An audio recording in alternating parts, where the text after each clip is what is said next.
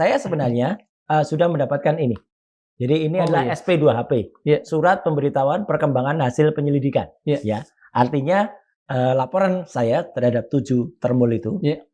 udah naik ke tahapan berikutnya. Jadi bukan hanya LP, bukan hanya laporan polisi, tapi sudah berita acara pemeriksaan Oh, untuk sudah ada klarifikasi. pemBAP-an. Sudah. Menurut polisi itu justru menjadi satu petunjuk. Orang yang menghapus postingan ini itu justru menghilangkan barang bukti. Kita tetap bersatu, ya. Kita hanya kehilangan 2 tuyul. Kalau Polda sampai bisa kemudian membuat kasus yang dilaporkan itu jadi gara-gara kata tuyul, tuyulnya harus bisa di BAP. Saya tegaskan di Madilog ini, ya. Kalau memang ingin jantan betul, ya, ayo kita terus sampai ke persidangan. Saya salut pada Bang Egy, hebat. Karena lapor di Polda Metro Jaya nggak pakai kursi roda lagi.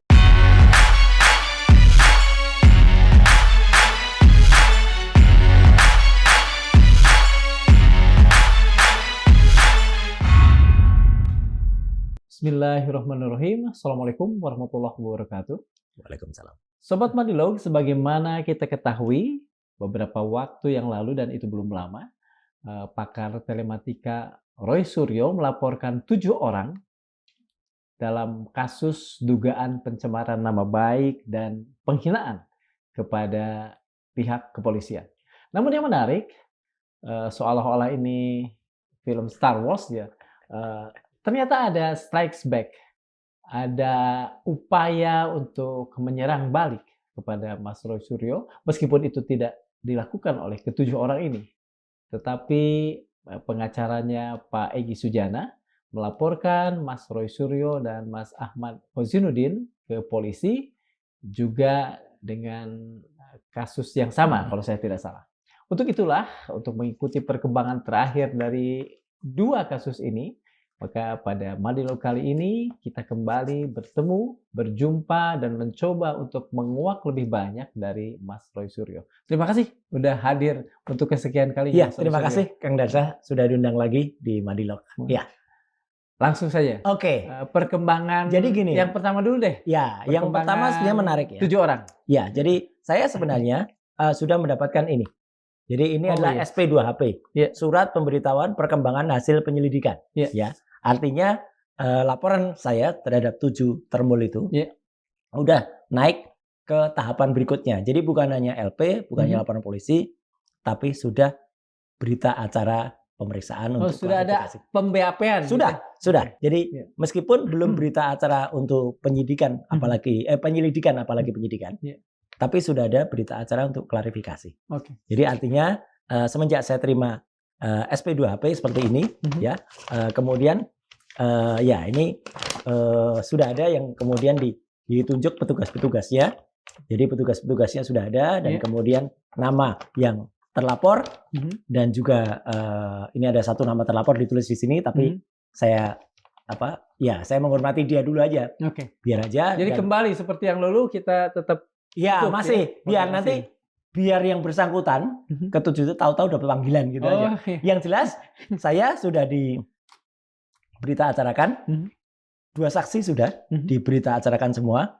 Nah, sekarang kita tunggu saja polisi bergerak untuk kemudian membahas itu. Terus nanti kemungkinan terbesar kalau saya kemarin tahu itu akan diundang dulu untuk mungkin ahli-ahlinya, ya. Jadi ahli yang membaca apa-apa postingan mereka, ya, YouTube mereka, betul. Yang itu kalau kita lihat kan, ya sudah kita tunjukkan lah kemarin ya. Iya, betul. YouTube-nya ini yang wah ngaco-ngaco lah pokoknya. YouTube itu, ya ini yang paling depan, biar nampak wajahnya tuh, ya gitu. Dan kemudian bahkan yang menarik, yang paling depan ini sudah menghapus postingannya.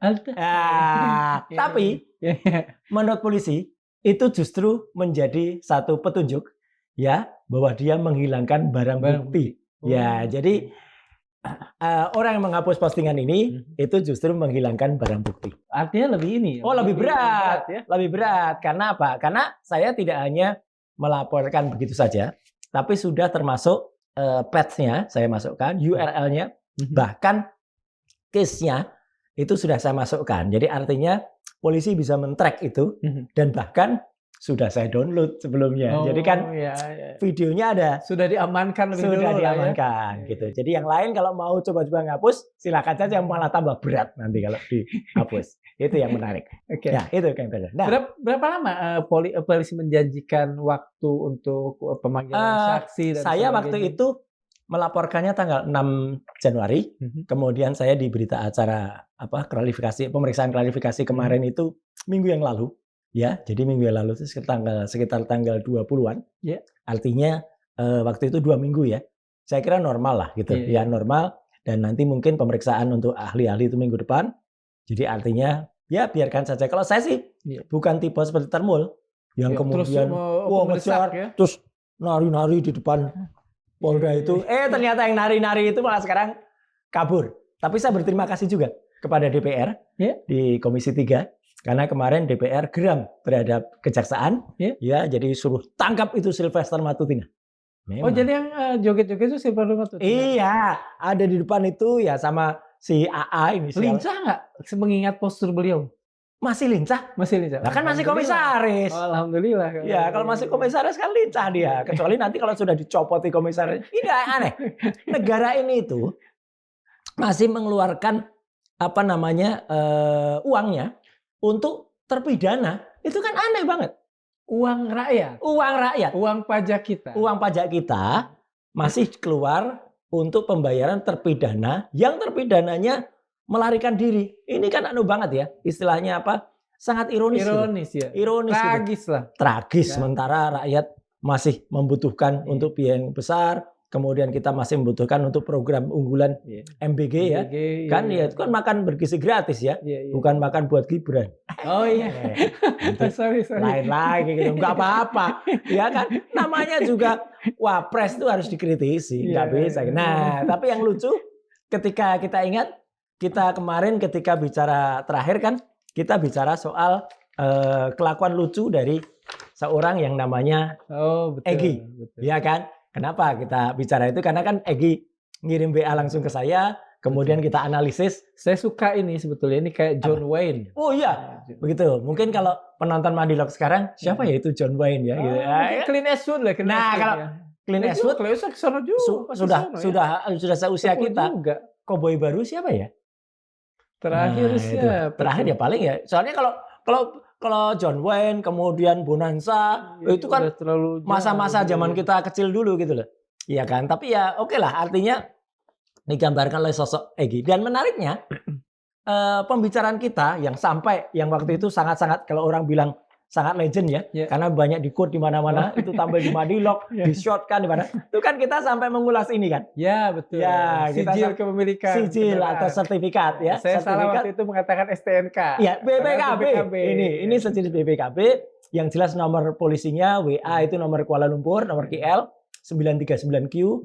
Dan waktu itu kita sebutkan juga nomor ID-nya dan nama pemiliknya. Saya masih ngelindungin alamatnya loh ya. Alamatnya itu masih saya tutup loh ya. Kalau enggak kan sudah saya buka gitu aja. Ya kan gitu. Tapi ya udahlah. Saya masih menghormati dia.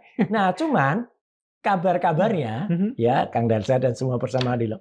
Ini ternyata ada yang gusar banget. Bukan Egy-nya. Tapi seseorang yang ternyata gusar banget karena ketahuan bohong. Egy-nya saya yakin nggak ada masalah. Penasihat hukum. Saya nggak bilang loh Kang. Iya, saya bilang. Iya, karena saya Pak Egy itu saya kira nggak ada masalah. Apalagi Pak Egy itu kan malah sengaja ngirimkan WA tadi ke saya, ya kan? Jadi kalau dia ingin bohong, dia nggak akan ngirimkan ini. Tapi kan itu tadi malah mengatakan kalau itu mobilnya milik ponakannya gitu. Dan kemudian konyol banget dia, ya. Bahkan di salah satu acara televisi dia bersama salah satu penasihat hukum saya, Mas Abdul Ghafur, yang pernah juga Abdul Sangaji. Itu kan ketahuan banget bohongnya. Ketika dia cerita soal embus. Oh iya. Ya, dia nggak bisa bilang. Iya, tangannya. Dan itu makin ketahuan lagi karena gini ternyata. Jadi itu makin ketawanya. Ternyata dalam TV itu di salah satu TV, dia cerita kalau yang mau dibuka itu adalah mapnya, kan itu mapnya warna coklat. Kemudian dibuka, kemudian tangannya ternyata nggak masuk dari bawah katanya. Tapi yang masuk itu dari lipetannya. Dari atas. Nah sekarang, Kang Darsa, coba sekarang Kalau tangannya masuk dari atas, Ya. ya, berapa panjang jarinya untuk bisa sampai ke embossnya tuh ada di sini. Iya. Jadi dia sendiri nggak ngerti mana itu emboss, mana itu watermark. Tapi dia selalu bilang, kalian itu di bawah saya. Sebentar, Ya, gitu. harusnya Mas juga husnuzon. Apa? Belum tentu dia tidak mengerti emboss. Bisa saja dia bagian dari Fantastic Four yang Wah, iya betul. panjang Yang itu. tangannya bisa panjang. Jadi kalau saya ambil komentarnya Dr. Rismond pada kasus Jessica Wongso, ya, itu berarti tangannya Jessica itu yang panjang banget itu. Maaf, ini kata-katanya pada saat sidang itu. Kayak mak lampir. Iya, itu panjang banget. Itu bisa sampai situ. Nah, sekarang ini kan jadi ketawaan se-Indonesia Raya gitu loh. Tangan dia kalau dia nembus di atas sampai jangan-jangan memang benar kata Mas Abdul Ghafur Sangaji. Orang itu nggak tahu mana emboss, mana watermark. Jadi ketika ditanya apa emboss, mana watermark, dibilangkan kamu jangan kurang ajar ya. Kok kurang ajar? Wong Mas Abdul Ghafur Sangaji itu malah justru memastikan emboss itu apa. Jadi karena banyak ketahuan bohongnya orang itu, kemudian dia mungkin memanas-manasi kepada Bang Egy, ya, untuk kasihan saya pada Bang Egy, ya, untuk ketika datang ke Indonesia, Bang Egy kan barusan pulang kemarin, gitu. Kemudian minggu malam itu sampai harus ke Polda Metro Jaya. Minggu malam ya? Minggu malam, karena LP-nya itu jadinya jam 10 malam. Tapi saya salut pada Bang Egy, hebat. Karena lapor di Polda Metro Jaya nggak pakai kursi roda lagi. Berarti sehat kan? Alhamdulillah. Ya, artinya tidak sia-sia lah perjalanan ke Singapura, ke Malaysia ya, gitu. Karena dalam waktu berapa tuh? 3 malam di Malaysia. Iya, 4 malam di Malaysia. Kayak lagunya Sheila Majid aja. Iya, terus datang ke sini untuk lapor dan kemudian terbit LP-nya yang dilaporkan 2 kebetulan, saya dan Mas Kosinudin. Kalau Kosinudin tuh konon dilaporkannya karena perkataannya Mas Kosin ya, dengan pasalnya sama, kami disangkakan dengan 433 434. 310 311 zaman dulu ya. Kalau Mas Kosin itu karena perkataan ketika konpres itu beliau mengatakan soal kita nggak pakai KUHP lama, KUHP baru, tapi KUHP Solo. Nah itu yang kemudian disoal. Nah kalau saya, konon kabar yang disoal itu adalah perkataan ketika saya bilang kita tetap bersatu, ya kita hanya kehilangan 2 tuyul. Jadi ini apa namanya sakit hati karena itu. Iya gitu. Jadi ini genuine pernyataan Mas atau yang Mas lah yang mulai tuyul itu. Kata tuyul itu. Nah ini yang menarik. Sebenarnya kata-kata tuyul itu kan sudah rame semenjak sekitar 1-2 minggu yang lalu. Dan sebenarnya kata tuyul itu ya ini saya mendukung pernyataan dari salah seorang wartawan senior, mantan ketua AJI, Aliansi Jurnalis Independen dulu, ya, ketua AJI yang lama, atau Pak Lukas Luarso. Pernah kami ngobrol. Ya, yang menulis tentang 2 tuyul menemui jin ibrit. Nah, ini gambarnya. Ini. Jadi juga ini ya. Lucu ini. Jadi 2 tuyul menemui jin ibrit. Tapi sebenarnya kita tuh harus berterima kasih loh kepada Pak Lukas Luarso ini. Karena sebenarnya justru gara-gara ada perkataan 2 tuyul ini, ya. Dan kan nggak perlu disebutkan 2 tuyul itu siapa, nama siapa. Nama tuyul kan nggak ada. Iya kan? Betul. Kalau dulu kita kecil ada tuyul dan Mbak Yul. Nah, betul. Jadi apakah yang sakit hati itu Mbak Yulnya? Kan bukan Yul namanya, ya kan? Nah, jadi saya tuh nanti akan kasihan kepada petugas kepolisian. Karena ya dia harus memeriksa tuyul kan? Iya. Loh, sekarang kalau yang dicemarkan nama baiknya atau difitnah itu tuyul, kan berarti yang diperiksa harus tuyul. Iya, betul. Atau kalau diperiksa orang itu harus ditanya, apakah Anda bernama tuyul?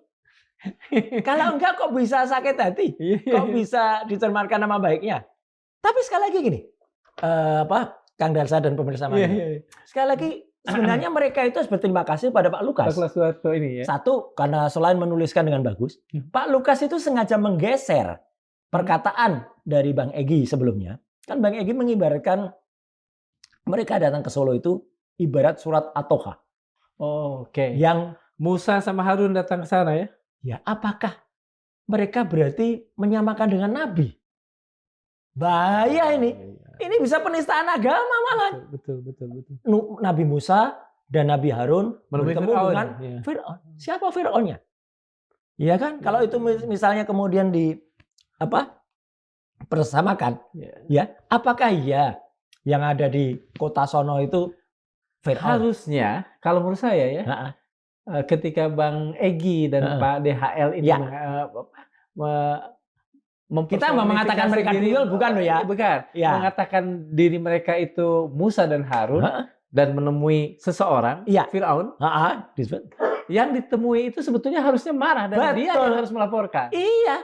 Jadi sebenarnya lucu banget kalau kemudian dia mengaku sebagai atau mengakui kalau dia disebut Fir'aun kan. Iya. Tapi justru karena adanya Pak Lukas, ya kan Pak Lukas kemudian kan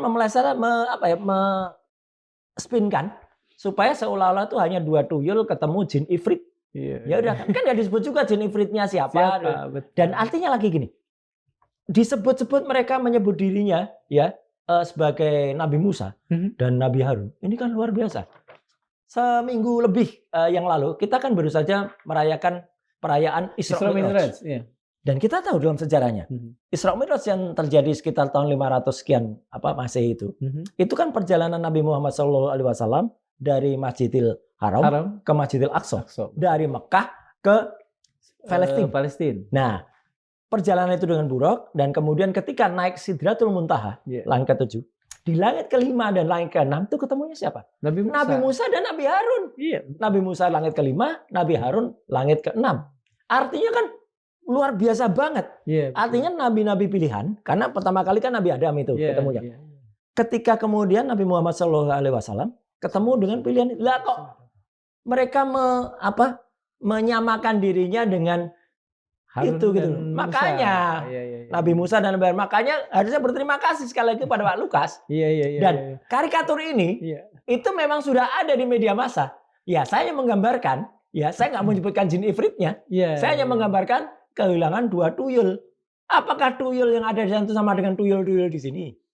Padahal kan orang kalau bilang, Kang Darsa, tuyul ini nggak mirip dengan mereka, malah katanya kayak RS ini, RS saya. Katanya gitu. Karena berkumis. Ya kan? Jadi kok gitu kok marah, kok malah dilaporkan. Makanya kita uji. Kalau Polda sampai bisa kemudian membuat kasus yang dilaporkan itu jadi gara-gara kata tuyul, wah ini jadi tertawaan. Sebenarnya karena berarti apa? Tuyulnya harus bisa di BAP. Iya kan? Jangan-jangan nanti malah tuyulnya yang lapor. Mereka merasa dicemarkan nama baiknya. Atau dicemarkan gara-gara difitnah, gara-gara disamakan dengan 2 orang yang disebut oleh Bang Kosin adalah bukan lagi pejuang tapi pecundang. Itu jadi sekali lagi gambar jadi ini ada kemungkinan juga ya alam metafisis datang ke sini dan melaporkan muncul kasus baru. Makanya muncul kasus baru. Jadi KUHP baru nanti bisa memeriksa tuyul-tuyul. Jadi ini lucu banget, Kang Darsa. Jadi artinya dengan adanya pelaporan terhadap saya dan Bang Kosin, tapi saya masih mengapresiasi ya untuk Bang DHL. Pada saat yang sama, minggu malam kemarin itu kan ada 2 yang lapor di SPKT, Sentra Pelayanan Kepolisian Terpadu. Yang satu melaporkan 2 orang, Bang Kosim dan saya. Nah, kemudian kalau Bang DHL hanya melaporkan Bang Ahmad Kosinuddin. Saya nggak dilaporkan karena Bang DHL merasa CS ya? Apa? Bukan, ya karena nggak ada memang kalau menurut Bang DHL, Bang Damai Lubis, saya tindakan saya nggak ada yang menyebarkan dia, nggak ada yang memfitnah dia.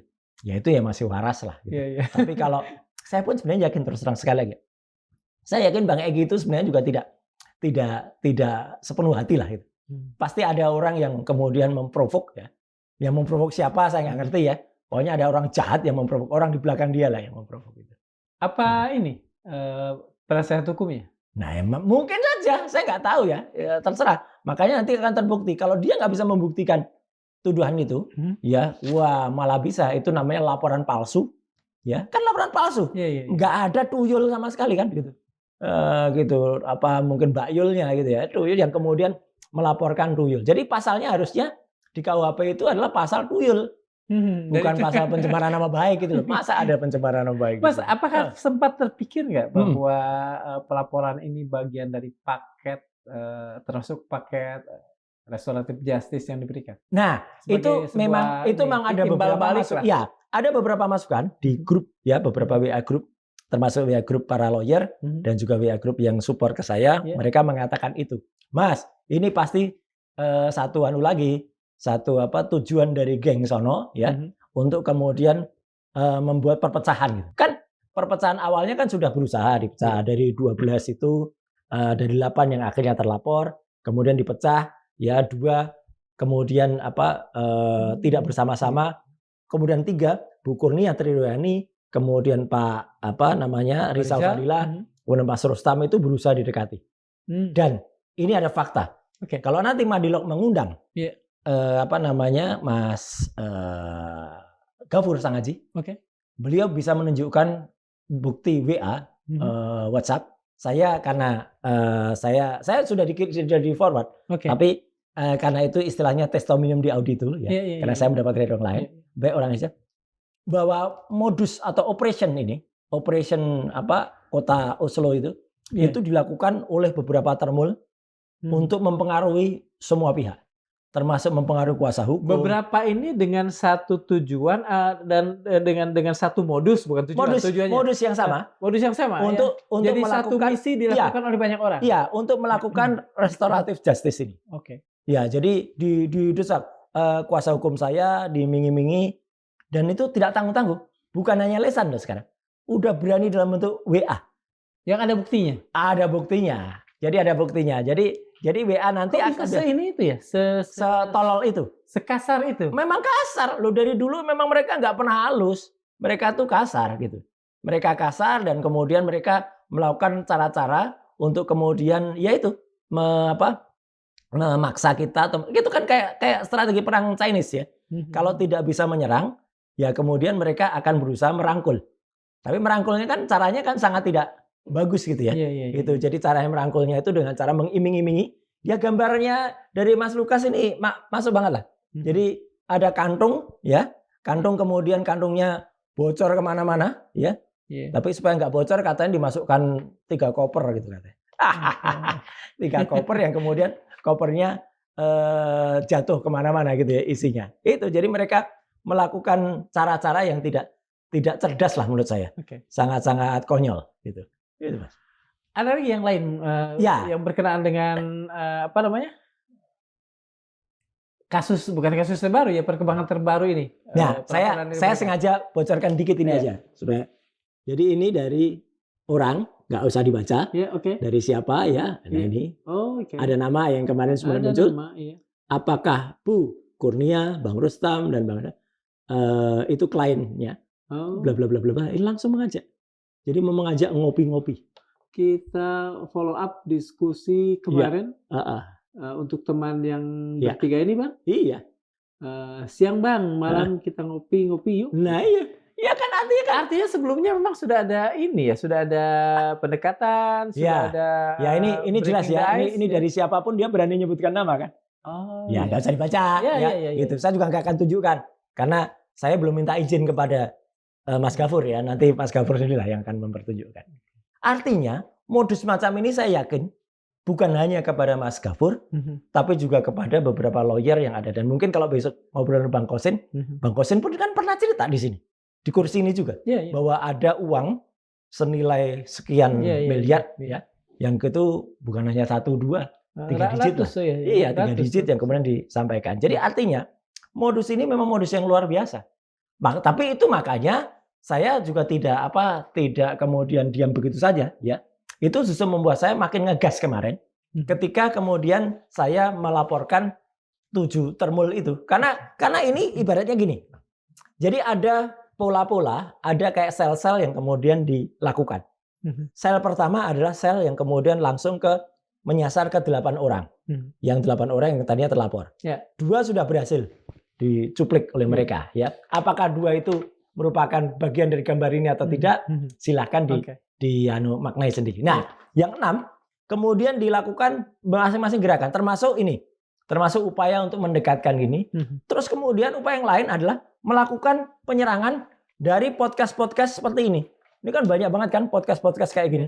Yang kemudian tuh hampir semua diserang. Saya diserang, Dr. Rismon diserang, Dr. Tiva diserang, kemudian juga Mas Rustam juga diserang, Bu Kurnia diserang, Pak Rizal Fadila pun juga diserang. Ini kan kalau dalam tinju ini seperti hit and clean. Tumplak. Apa? Dipukul kemudian Ya dirangkul. dirangkul, Pukul dan rangkul ya. pukul dan rangkul. Dipukul dengan berbagai podcast-podcast yang podcast. bikin YouTuber dari kelompok Ceboker Nusantara ini. Ya. Dirangkul dengan orang-orang terpisah nih, pengkhianat-pengkhianat ini. Itu berpengaruh terhadap Mas Roy dan Alhamdulillahnya tidak. Alhamdulillahnya tidak, ya. Tapi ketika kemudian ketika saya melaporkan, ya, itu kan polisi juga tidak gegabah gitu aja. Kan kemudian saya kan disebut-sebut nih, pernah saya disebut abal-abal gitu, pakar abal-abal. Kemudian dalam transkripnya dikatakan selain ijazahnya saya palsu, ya.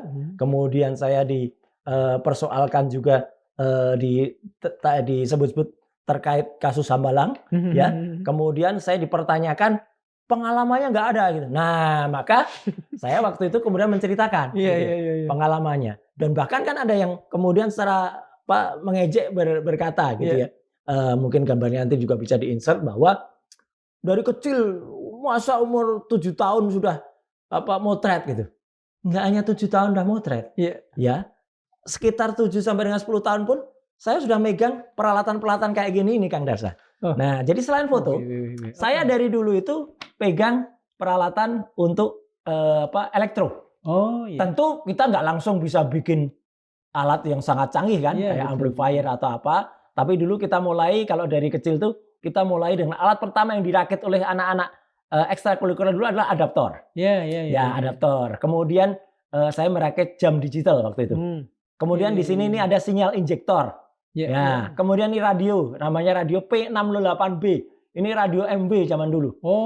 Middle wave. Middle wave ya gitu. Karena waktu itu radio yang muncul atau yang bisa itu masih kalau sekarang kita ngerakit radio MB ya mungkin terdengarnya sudah cuma 1 atau 2 kanal aja. Karena rata-rata orang udah ngerakit radio FM. Dan kalau sekarang ngerakit radio FM gampang banget. Udah nggak usah pakai PCB atau printed circuit board, tapi udah tinggal satu IC aja jadi. Kalau dulu kan kita mesti ngerakit kayak gini. Betul. Dan masih ada yang nggak percaya ketika saya waktu itu pernah kan cerita kalau alhamdulillahnya Kang Darsa, kalau kita ke SMP Negeri 5 di Yogyakarta, itu kalau kita main ke sekolah saya yang di Kota Baru, ya itu sekolahnya masih ada sekarang dan itu favorit. Kalau dengar bel sekolahnya, ya saya terharu. Itu bikinan Mas? Saya di tahun 81. Jadi bel sekolah yang masih hidup di SMP Negeri 5. Itu bel yang saya bikin. Memang pasti sudah pernah direvisi. Tapi cikal bakalnya adalah kalau tahun 81, sekarang tahun 2026. Berarti kan sudah banyak. Gimana bunyinya? Atau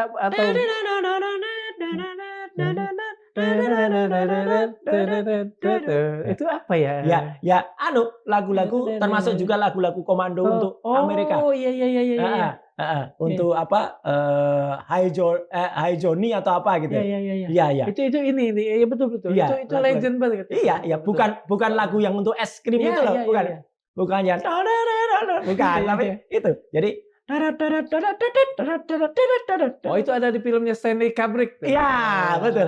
Itu kan untuk pertempuran. Full Metal Jacket. Ya. Itu ada. Itu termasuk. Jadi antar pergantian pelajaran masih bunyi. Dan orang-orang kan waktu itu kan para termul kan nggak mungkin dia usia SMP udah begitu.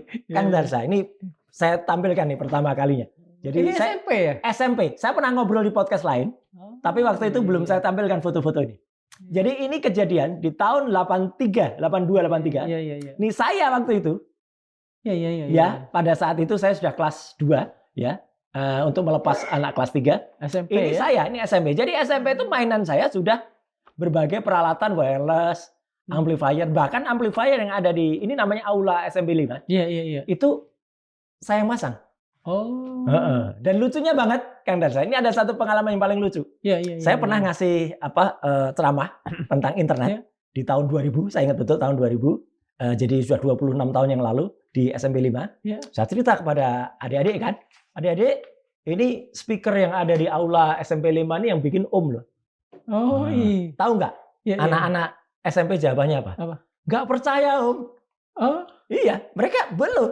Dan betul itu. Dan Iya, saya iya. setuju kalau mereka jangan cepat percaya. iya, betul. Terus saya bilang kepada mereka, ambil tangga. Saya bilang gitu, ambil tangga. Mereka ngambil tangga. Dibuktikan. Buktikan. Turunkan. Apa yang mencirikan? Nah, itu kan. Iya, iya. Mungkin orang nggak pernah terpikir. Saya sudah mikir tahun 81 yang lalu. Nah, sebelumnya ya. Sebelumnya. Jadi mereka naik, mereka turunin speaker. Iya. Turunin sampai bawah, sekaligus dibersihkan. Buka woofernya, yang paling gede. Iya. Buka. Setelah dibuka, kemudian nggak apa Om. Ambil buka sedikit glashulnya. Kan di dalam itu ada busa itu. Iya, iya. Ada glashul. Hati-hati tangannya bisa gatal loh nanti kalau kena glashul. Iya, mereka pakai plastik gitu tapi ada yang nekat langsung karena keburu-buru. Mereka begitu buka langsung merangkul saya. Ada nama? Karena di situ saya tulis. Apa? Dibuat oleh Roy Suryo 1E29 tahun 1E ya? 1E. Saya kelas 1E. Kelas 1. Kelas 1 saya bikin itu. Jadi pada saat kelas 1 ketika saya ngikutin yang namanya ekskul, ekstrakurikuler itu. Iya. Ini semua pengalaman ini saya masukkan dalam Saya BAP ya. ingat Dalam kelas BAP 1 ini. SMP itu saya baru bisa menggerak-gerakkan kaki kodok pakai itu tuh apa? Oh, pakai iya, apa? ketika kita di lab biologi. Iya. Iya, kita di lab biologi. Tembaga. Waktu itu ada hewan amfibi waktu itu kan. Iya, kita gerakkan terus meskipun sudah percobaan apa saya lupa. Iya, itu ada di buku ilmu hayat dulu. Iya. Ya, di buku biologi lama itu. Kemudian kita gerakkan tuh kakinya naik Iya, gini, betul, kan? betul. Iya. Lah kalau kita pengalamannya Itu untuk sama. menunjukkan listrik juga Betul. kalau nggak salah. Iya, jadi tetap bisa ada gerakan-gerakan semacam itu. Artinya, saya waktu itu ekstrakurikuler dan kemudian merakit ini Iya. dan kemudian ketika itu dibuka speakernya, wah mereka ngerangkul sambil, waduh Om. Coba dipikirkan. Iya, Di iya, tahun iya. 81 ketika saya ngerakit itu, saya memang juga nggak terpikir peristiwa yang terjadi 19 tahun kemudian, ya kan di tahun 2000, Iya. itu akan terjadi. Tapi karena ada pertanyaan dari anak-anak yang kreatif, Iya. yang cerdas, ya akhirnya itu saya lakukan, gitu loh. Dan mereka lihat itu, kemudian sekalian saya bersihkan. Ya udah turunin yang lain. Wah akhirnya mereka turunin yang lain dan mereka semua membersihkan itu. Jadi di dalam speaker kotak kan dulu speaker itu kita rakit. Iya. Jadi kita beli box speakernya. Iya betul. Saya nggak, ya sebenarnya buat juga bisa. Tapi toh kan sudah ada yang jual itu. Iya. Merakit box speaker kosong itu kita beli glass wool ya untuk supaya suaranya tidak kemudian memantul. Jadi bagus. Kadang-kadang juga bahkan dulu selain glass wool supaya murah, saya tambahkan juga kasur kecil ya, bahan bantal di dalamnya. Terus kasih glass wool. Terus kemudian woofer, metering dan tweeter. Kemudian untuk suara yang bagus kita kasih crossover. Iya. Ya, kita kasih. Jadi suaranya bisa terpisah antara suara bass, suara middle, dan suara tweeter. Itu saya pasang. Sayang amplifiernya memang sudah rusak. Bikinan saya juga. Iya. Tapi sudah rusak, jadi udah nggak dipakai lagi. Tapi ketika saya cari bangkainya, alhamdulillahnya masih ada. Masih ada tersimpan di ruang guru waktu itu di SMP 5. Kemudian di bawah. Terus tapi ya sudah nggak dipakai. Tapi saya buka dan ya ada tanda tangan saya juga di situ. Iya gitu. Dan tanda tangannya mungkin juga udah berubah ya, tanda tangan SMP. Ya, tanda tangannya masih sama. Iya sedikit berubah, sedikit. Tapi tetap ada huruf R-nya. Iya. Kemudian tanda tangan yang berubah itu kan tanda tangannya si Ono. Iya kan dalam kartu kartu pencinta alamnya itu kan beda dengan tanda tangan yang sekarang. Ya kan? Enggak, kalau saya tanda tangannya meskipun tidak sama persis. Iya. Tapi alhamdulillahnya masih ada kesamaan. Dan kemudian saya kan juga waktu itu ini semua saya masukkan BAP. Kemudian kan ditanya, jadi kan apa pengalamannya dia gitu. Nah jelek-jelek ini, Kang Darsa, dulu kan zamannya belum ada podcast. Iya betul. Ya kan, tapi kita zamannya ada radio. Ada radio. Ya. Nah ini Kang Darsa. Oh. Ini gambar saya ketika menyiar ini. Iya, meskipun saya bukan penyiar tetap ya. Iya. Saya penyiar tamu di salah satu radio AM waktu itu. Oh iya. Ya di radio AM di Jogja. Radio ini terafiliasi dengan kampus.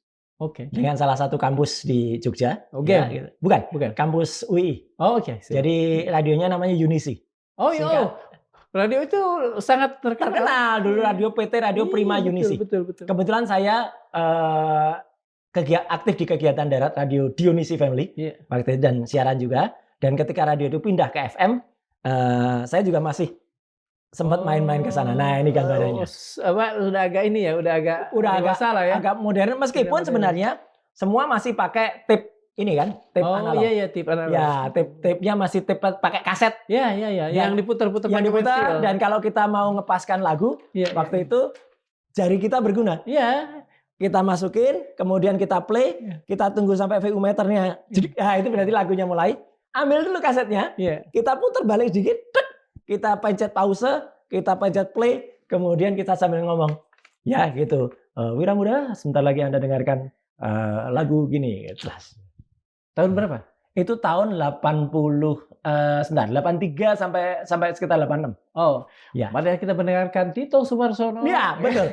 Itu zamannya Tito Sumarsono, zaman awal-awalnya grup band Krakatau. Iya. Ya, Krakatau.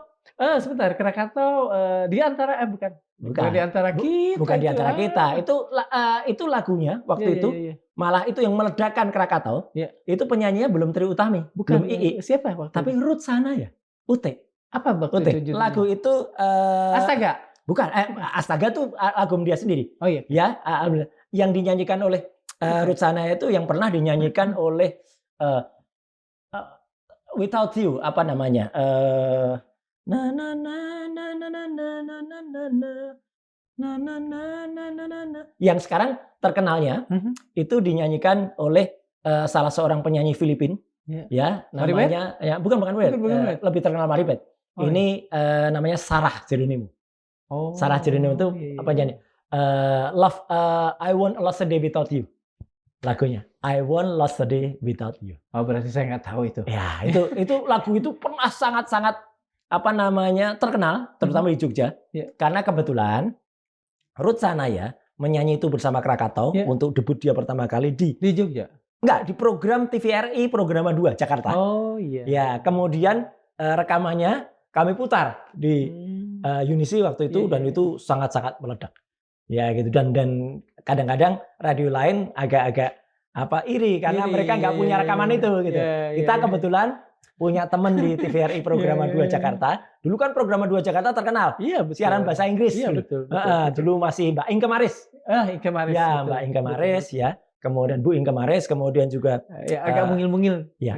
Mungkin Al-Fatihah mungkin sudah almarhum ya. Sudah almarhum beliau gitu. Ya. Kemudian juga dengan beberapa penyiar yang lain ya. Kemudian untuk membawakan siaran dan lagunya waktu itu Ute ya, Ruth Sanaya. Nah, setelah itu Ruth Sanaya bikin Astaga. Astaga. Astaga. Iya. Itu saya ingat betul karena lagu itu mengiringi kami ketika kami memulai kehidupan masih dengan tip Roadstar ya gitu di Kijang Pickup. Nah, gitu. Nah, di sela-sela itu kan saya juga ditanya, ini polisi juga kemarin iseng juga.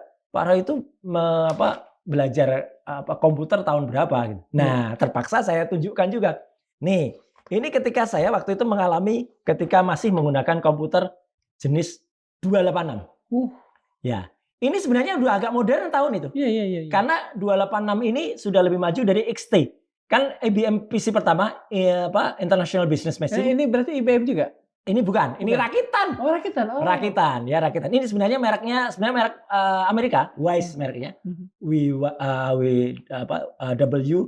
WYSE ya, Wise. Teman-teman layarnya pun waktu itu masih monokrom berarti. Apa? Monokrom. Setelah monokrom ada yang namanya CGA. Color Graphic Adapter. Ini sudah sedikit lebih maju. Ini EGA. EGA itu Enhanced Graphic Adapter. Nah, setelah itu alhamdulillahnya saya kemudian belajar otodidak ini. Waktu itu masih ini kita lihat kan. Kalau kita belajar betul semua peralatannya. Yang di bawah itu tools apa itu? Ini tools komputernya. Tapi ini untuk keyboard MIDI. Musical Instrument Digital Interface. Ya, saya hubungkan. Jadi dulu kita sudah mulai menghubungkan antara komputer dengan keyboard. Printernya masih dot matrix.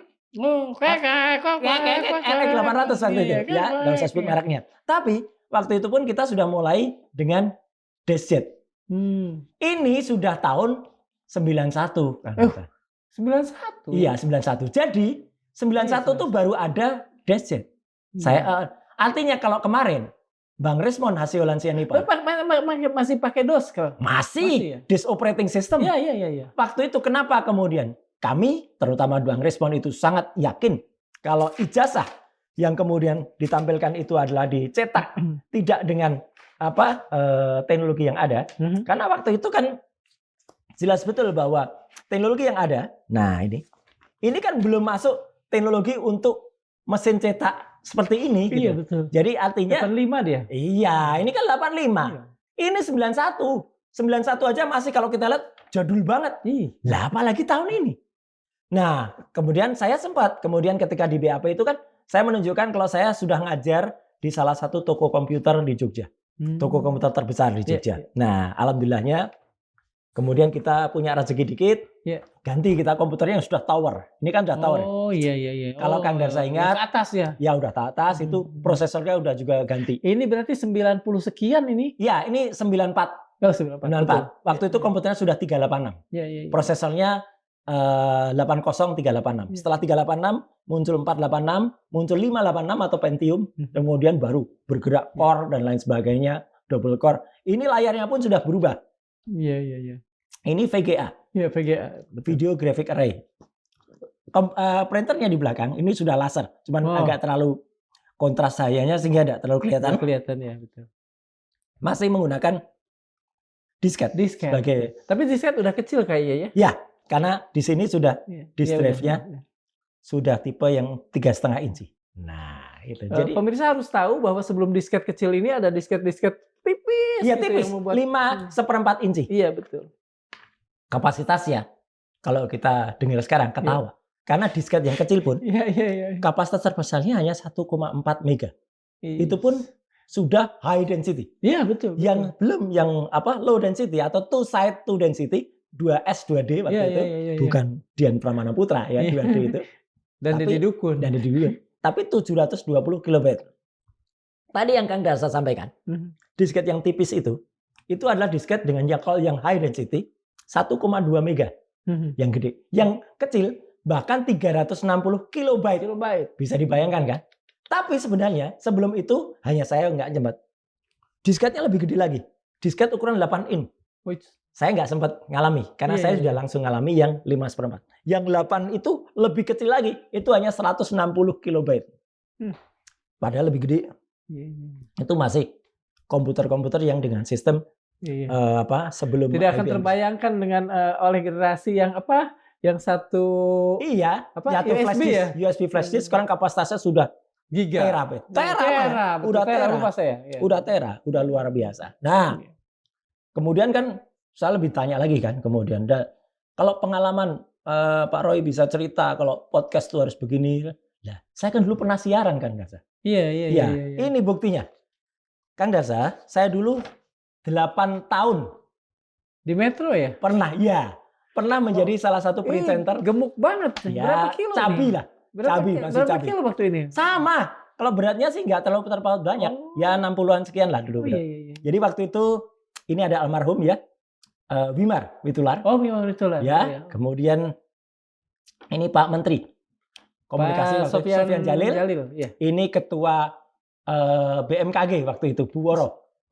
Bu Insinyur Woro ya, itu pernah menjadi narasumber dan di sinilah kan kelihatan. Jadi kita sudah menggunakan teknologi green screen waktu itu. Green screen. Kemudian ketika pemirsa nonton di rumah, gambarnya di rumah sudah gini. Ini saya pegang acara itu 8 tahun Kang Darsa. Dari tahun 2000 awal Metro TV. Acara apa? E-Lifestyle. Oh, E-Lifestyle. Ya, jadi electronic lifestyle. Elektronik. Jadi itulah acara pertama yang interaktif, menggabungkan orang telepon, kemudian juga melakukan melakukan interaksi dengan narasumber ya, dan kemudian kita ngobrol waktu itu. Untuk persoalan elektro. Dan saya sebenarnya masih terus diminta, tapi saya tahu diri Kang Darsa tahun 2008 pertengahan ketika saya udah nyalek untuk salah satu partai, saya mundur. Karena kan gak etis juga kan. Iya, betul. Kita caleg nanti dikira kita manfaatkan TV untuk kampanye. Nah, soal yang lain, soal fotografi. Kan saya juga ditanya, kan mereka ini kan mengatakan, wah ada orang 7 tahun sudah kenal kamera. Nah, memang awal kan saya pernah cerita soal dulu saya kamar gelap dan lain sebagainya. Bahkan waktu itu ketika kita sudah mulai motret yang profesional, ya.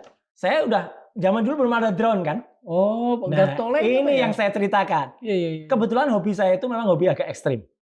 Ya, saya oke. hobi terjun, Iya, iya, iya. kemudian saya hobi climbing, ya. Wih, Kemudian saya hobi ini apa nih Gantole? ya, gantole tapi bermesin, Iya, ya. iya. Jadi tracker. Kemudian saya naik dan saya motret dari atas. Hmm. Jadi bukan hanya kita ngendaliin Iya, iya, iya. aja ini, tapi kemudian kita motret. Memang bukan tipe yang pegang begini, kalau itu kita nggak bisa ngapa-ngapa, ya. Ini kalau udah pakai Gantole ini setara dengan Alain Kompos gitu ya. Enggak lah, jauh banget lah. Fotografer yang memoto semua Indonesia. Betul. Alain Kompos. Ya. Dan dia memang untuk foto-fotonya banyak kita Iya. lihat di National Geographic. Iya betul. Nah, inilah ketika saya waktu itu mengabadikan beberapa situs-situs bersejarah yang ada di Jogja dan lain sebagainya, Candi Borobudur, Candi Prambanan, itu pernah saya Dari foto. atas ya. Dari atas. Karena memang ya kalau sekarang sih udah ada drone ya. Tapi waktu itu kan memang belum ada drone. Iya, Kalau betul. udah ada drone gampang. Iya. Jadi sebenarnya saya melaporkan mereka ini bukan tanpa dasar ya. Itu sekaligus saya jawab dalam berita. Jadi untuk menjawab mereka, bahkan kemudian dulu saya pernah menunjukkan beberapa sertifikasi. Iya, Nah, betul. ini bukti-buktinya ya. Waktu itu saya juga penerima Bakti Award. Bakti itu Badan Aksesibilitas Telekomunikasi Indonesia. Ya, ini Satu yayasan di bawah Telkom ya. kalau betul, nggak salah. Iya. betul di Kominfo juga. Iya, iya, Di iya. Kementerian Kominfo, ini acara di Malang Ini waktu itu. sempat ngetop ketika urusan BTS lah. Betul. Ya. Ngetop kurang bagus. Ya betul. Dengan segala hormat Ketua Baktinya Pak Anang, Iya. ya akhirnya harus bertanggung jawab. Iya. Ya, tapi ya sempat waktu itu ya beberapa 1-2 tahun sebelum kasus itu terjadi, Iya. saya kebetulan penerima ini, gitu loh. Dan kemudian saya juga ditanya juga oleh petugas Polda Metro, nggak main-main loh ketika nanya pengalaman, ketika kemudian supaya mereka memastikan bahwa apa yang dituduhkan oleh para termul ini tentang wah dia abal-abal, nggak bisa apa-apa. Saya tunjukkan juga kalau kemudian kemampuan dalam dunia ini, kan saya kebetulan selaku anggota dari organisasi amatir radio Indonesia, Orari. Ya. Ini peralatan yang masih ada di Jogja sekarang, ya gitu. Jadi antena untuk Yagi, yang untuk Ini jarak antenanya juga lain ini. ya lumayan lah gitu. Iya, iya. Kalau ini parabol, ya ini banyak bisa di googling. Iya. Di rumah saya ada berapa parabol itu, orang bisa googling. Gunanya ini VSAT untuk kita melakukan memanfaatkan satelit yang ada, kita berkomunikasi dan lain sebagainya. Jadi sebenarnya adalah yang kami lakukan. Hal ini sih iseng-iseng aja kemarin saya tunjukkan sekalian. Oh itu di New York. General Assembly. Betul. Di United Tahun berapa Nations. nih? Ini tahun 2000, sebentar, saya DPR 2000. Ini pada saat iya itu Sekjen PBB-nya Korea itu. betul. Siapa? Iya. Artinya siapa namanya? jadi ketika kemudian Ban Ki-moon. Ban Ki-moon. Ya. Ini Sekjen PBB beneran loh ya. Jadi ini bukan gambar rekayasa loh ya. Turunan Betawi dia. Ban Ki-moon. Ban Ki-moon. Ban Ki-moon, ya. Jadi artinya orang bilang, ini fotonya palsu. Enggak, ini foto real, asli. Saya ini tahun berfoto. berapa tadi? Sebentar, saya agak lupa. 2000 sekian ya? 2000, kalau enggak 2018. Saya ngaku saja. Kalau foto ini resmi, real. Ada tulisan saya wakil resmi betul. Indonesia. Betul. Ya, tapi kalau ini juga resmi, saya salaman dengan Bang Ki-moon karena kita menyampaikan. Terus, kalau yang ini saya gaya aja. Nggak mungkin lah saya bicara di forum ini kalau bukan kelas presiden atau wapres, ya. Tapi kan semua orang yang ke sana pasti berusaha untuk dan nggak bisa ke sana pun mereka foto gitu loh. Nah, jadi sekali lagi, jadi artinya ketika kemudian saya menjawab kemarin ya undangan klarifikasi ini, itu adalah menindaklanjuti laporan saya ya, LP saya pada tanggal 6 Januari yang lalu. Dan sekali lagi saya berterima kasih untuk Polda Metro Jaya. Moga-moga mereka menerapkan yang namanya equality before the law, seimbang, dan kemudian saya undangan klarifikasi yang kemudian kemarin saya sudah sampaikan ini pada hari Jumat kalau nggak salah, Jumat minggu yang lalu. Jadi untuk para termul ya gitu, yang kalian bilang kalau wah itu pasti nggak akan diproses, ya nggak apa-apa. Laporannya sudah jalan, seiring juga dengan laporan yang saya dengar, Kang Darsa, laporan lain yang juga mengadukan para termul. Itu dari pihak lain sekarang juga. Ada juga pihak lain yang disebutkan ini ada berafiliasi dengan Mas Roy dan Enggak, sama sekali enggak ada. Siapa? Enggak ada. Loh kan katanya ada sebuah organisasi partai.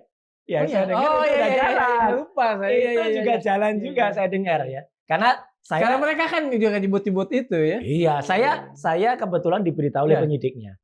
Pak Roy itu dari temannya Pak Roy. Saya bilang, "Loh, jangan bilang teman saya, nanti saya dituduh punya main-main lah, cewek-cewek punya anu lagi lah gitu." Enggak sama sekali.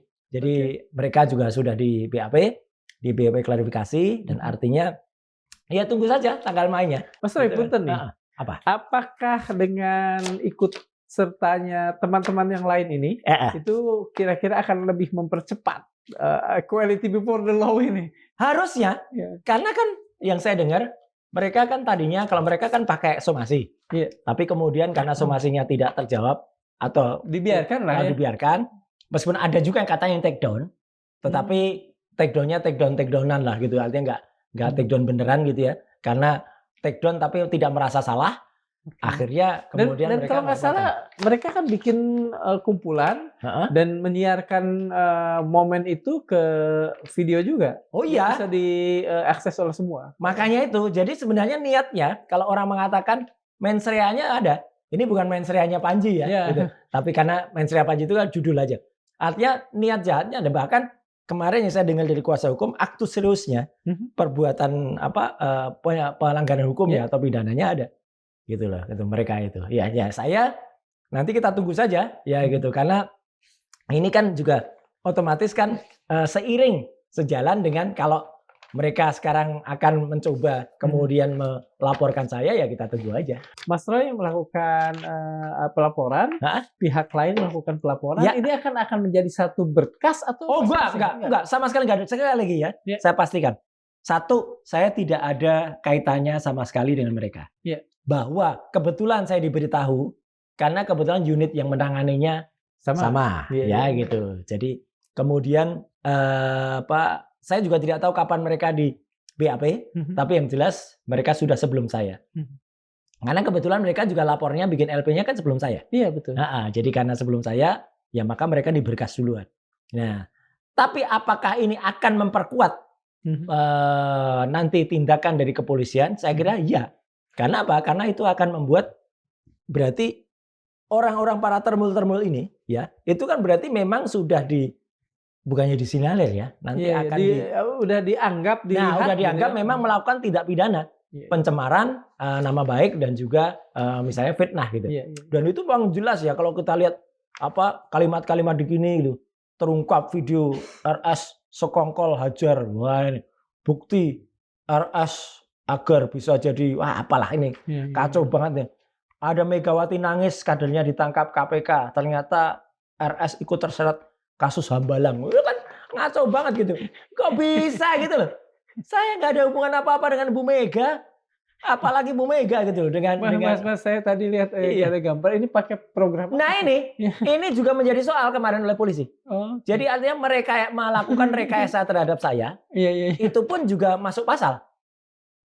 Itu 32 nggak? Iya. 32 nanti akan dikembangkan. Iya, karena apa? Modifikasi. Karena melakukan manipulasi, modifikasi, dan inilah manipulasi dan modifikasi yang sebenarnya bukan saya yang dituduh. Karena kalau kita baca ya aturan di dalam pasal,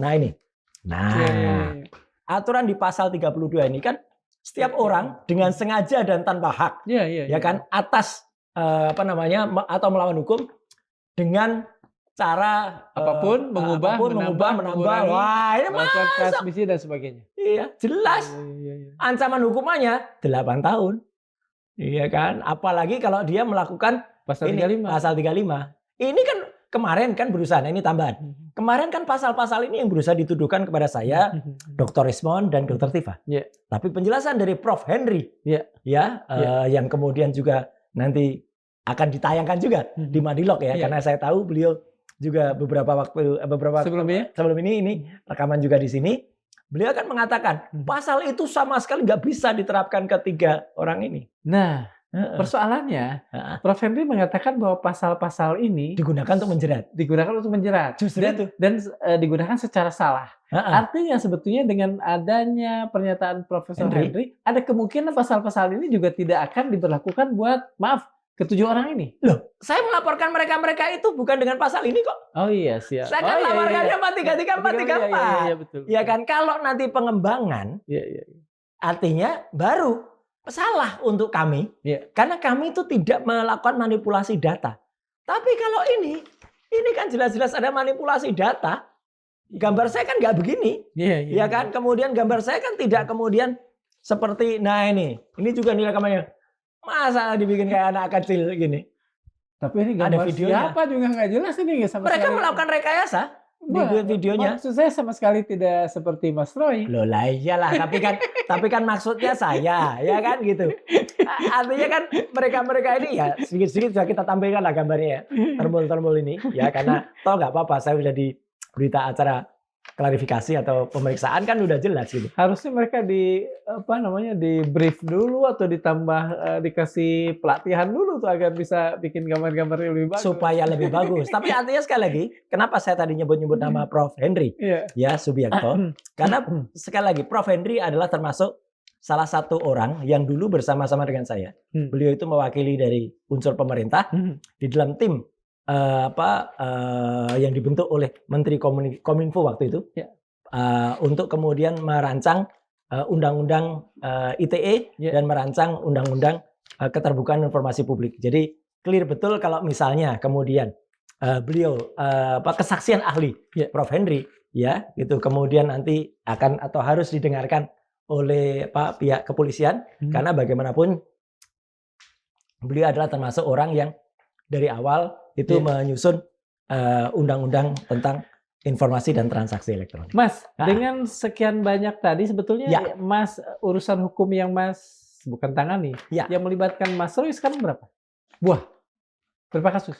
Kalau saya lagi kalau termasuk saya menjadi ahli banyak. Jangan, yang kemudian menjerat saya. Iya, menjerat. Sementara ini 2 kalau saya yang dilaporkan.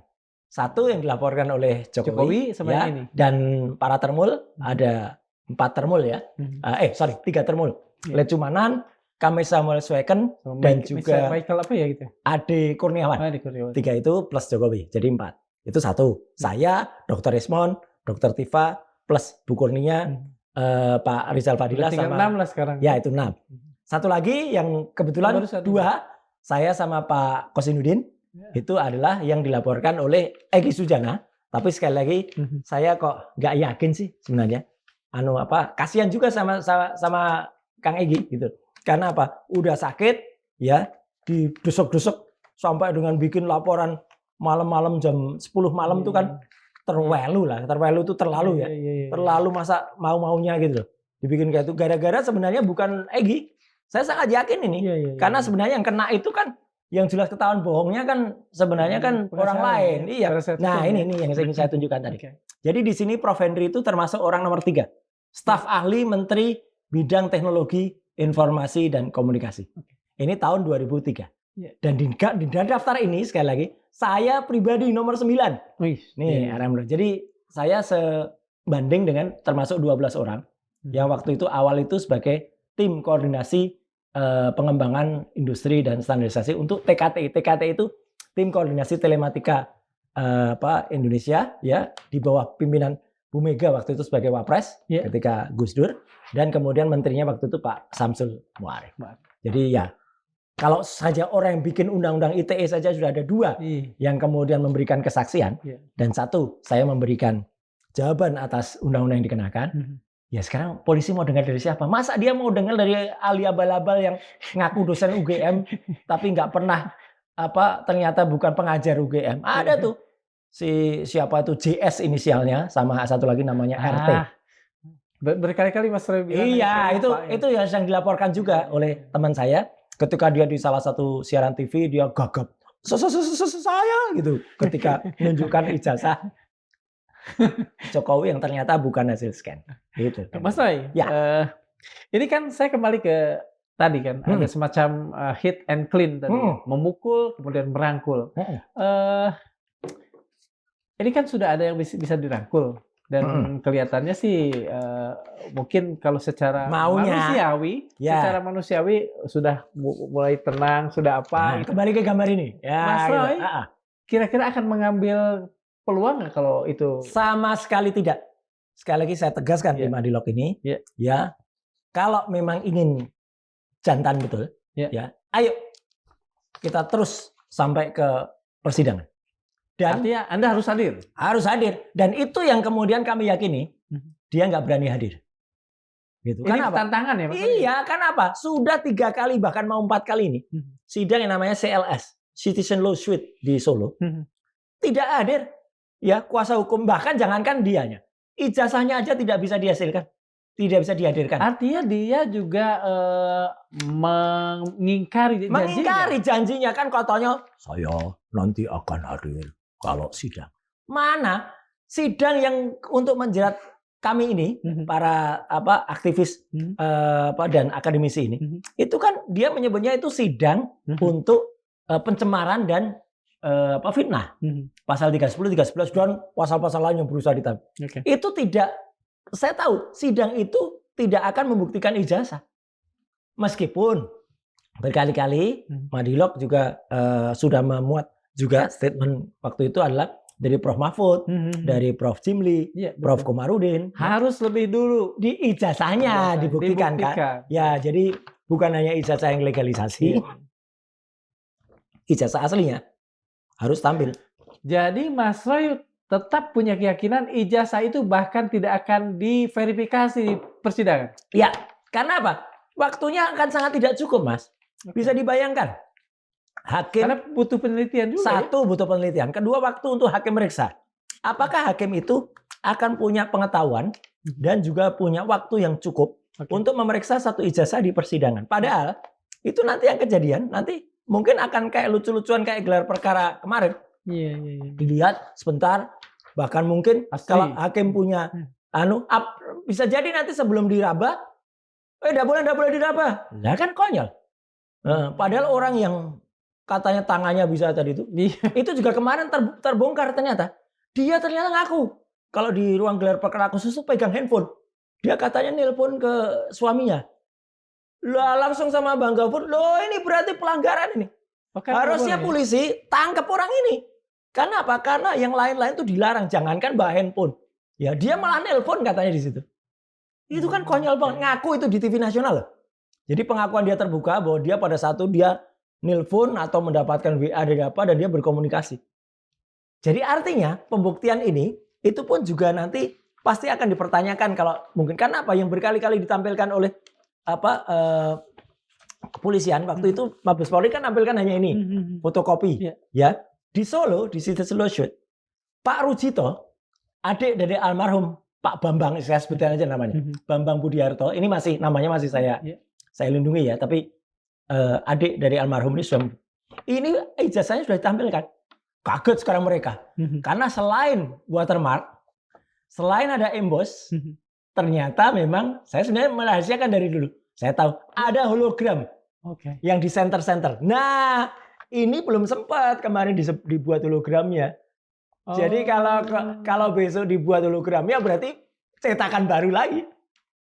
Ini kan dulu aja. Yang ditampilkan oleh Dian Sandi ini kan tidak ada watermark. Betul. Tidak ada emboss. Kemarin tambahin watermark, tambahin emboss. Sekarang yang di Solo terbitkan hologramnya. Nanti kalau misalnya ada yang lain lagi, saya masih nyimpen satu lagi. Ya hal yang unik dari ijazah asli. Kalau ini asli lulusan UGM tahun 85. Jadi ada setahun angkatan yang sama dengan Jokowi meskipun bulannya beda. Tapi bahkan ini adalah yang lebih dulu. Kalau ijazah lebih dulu, berarti dia kalau dia sudah canggih, harusnya November lebih canggih. Nggak mungkin yang ini mundur. Termasuk yang dipertanyakan oleh Pak Komjen Ugroseno. Fotonya sudah tidak sama, meterainya katanya beda. Itu loh, meterainya turun nilainya. Lah kan aneh. Kalau tahunnya yang sebelumnya sudah nilai sekian, kok turun lagi. Bisakah Mas Roy menyatakan dengan satu kalimat tentang persidangan ini ya soal Jokowi ini? Kira itu apa yang tiba-tiba paling cepat tersirat di benak Mas Roy tentang persidangan ini? persidangan ini kalau jujur, sekali lagi ya, kalau kalimatnya agak panjang, kalau jujur itu memang akan mengguncangkan Indonesia. Kalau jujur. Kalau udah bisa dipastikan 99,9% palsu. Kemudian kalau pengadilannya jujur, nggak usah sampai pengadilan. Kalau kepolisian jujur dalam proses sekarang, ini kan kita ngobrol itu kan masih dalam tahap beberapa, mungkin sudah seminggu lebih yang lalu katanya sudah dilimpahkan. Ayo, kalau jujur, mana P21-nya? Saya berani yakin kalau jujur nggak akan P21. Dia harus P19 karena kalau kita balik lagi. Iya, kalau kita bolak-balik. bolak-balik kayak Jokowi sama Kasmujo. Kalau dia jujur, itu nggak bunyi berita acara pemeriksaan kami. Karena berkali-kali saya katakan, kami itu diperiksa dengan lokus dan tempus yang meleset. Lokusnya adalah suatu tempat di Jakarta Pusat atau Jakarta Selatan, itu tempatnya Egy Sujana. Ya, pada tanggal 22 Januari yang saya belum berada di situ atau saya tidak ikut di situ. Bahkan dengan tempus 26 Maret pun saya juga belum ada di situ. Jadi nasib persidangan ini akan gimana? Harus kalau jujur, ini memang harus berhenti.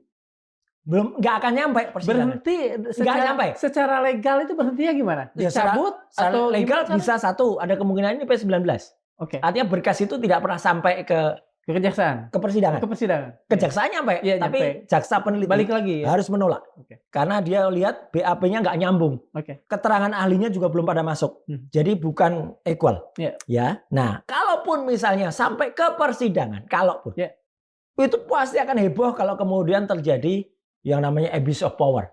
Nanti akan terjadi bukan lagi restart, tapi mahstat. Kekuasaan. Nah, mungkin pemerintah, kalau banyak kita dengar mungkin akan ngambil kalau daripada membuat heboh dan gaduh, kemudian akan ngambil itu akan ada, saya tahu istilahnya, tapi sengaja nggak saya cerita. Abolisi gitu?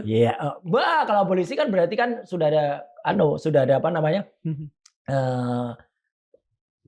Orang yang bersalah. Apa istilahnya? Yang pasti kan bukan milisi apa? Artinya apa? Itu akan dilakukan emergency break. Nah, emergency break itu kalau dalam istilah hukum itu depannya D, belakangnya G. Pernah terjadi pada kasus KPK. Oh, kasusnya Pak Chandra Hamzah ya? Iya, Abraham. Saya lupa lah itu. Deponering. Ya, itu kalau mau jujur, saya bukan orang hukum, tapi kalau enggak, pasti nanti akan terjadi heboh, gitu. Dan meskipun saya sih oke aja, nggak ada takutnya kami, gitu. Tapi apakah dia berani? Makanya dia menggunakan segala cara, termasuk WA tadi. Membujuk-bujuk supaya nggak nyampe ke sana. Kalau begitu, mengapa Bang Egy dengan segala kekuatan, kekokohan posisi teman-teman ini? Kenapa begitu? Mengapa ngambil jalan pintas? Silakan baca tulisan Mas Lukas. Siap. Jadi itu jawabannya ada di situ. Dan tulisan itu berkembang. Dan kemudian saya hanya menggunakan istilah dua tuyulnya saja. Jadi kalau dua tuyul itu kemudian dilaporkan, silahkan di BAP dua tuyul yang ada di situ. Terima kasih Mas Roy. Terima kasih. Mohon maaf. Sobat Mandilog, saat ini persoalannya bukan lagi semata Roy Suryo, bukan pula sekedar ijazah, laporan atau pasal-pasal pidana. Yang sedang diuji adalah hal yang jauh lebih mendasar. Apakah di Republik ini kebenaran masih dicari lewat pembuktian atau justru diproduksi lewat kewenangan? Apakah pula ilmu pengetahuan masih dipanggil sebagai cahaya atau hanya dipakai sebagai stempel kekuasaan? Hannah Arendt mengingatkan, subjek ideal dari kekuasaan otoriter bukanlah orang fanatik, melainkan mereka yang tak lagi mampu membedakan fakta dan fiksi. Dan ketika fakta tak lagi diuji di ruang terbuka, melainkan diselesaikan di balik meja kekuasaan, yang runtuh bukan hanya satu perkara, melainkan pondasi keadilan itu sendiri. 1 menit, tadi ada yang lupa. Jadi persoalan ini memang harus diselesaikan secara banyak ilmu. Istilahnya dioplos. Jadi harus ada dioplos. Silakan ditutup. Terima kasih. Terima kasih teman-teman. Assalamualaikum warahmatullahi wabarakatuh. Waalaikumsalam.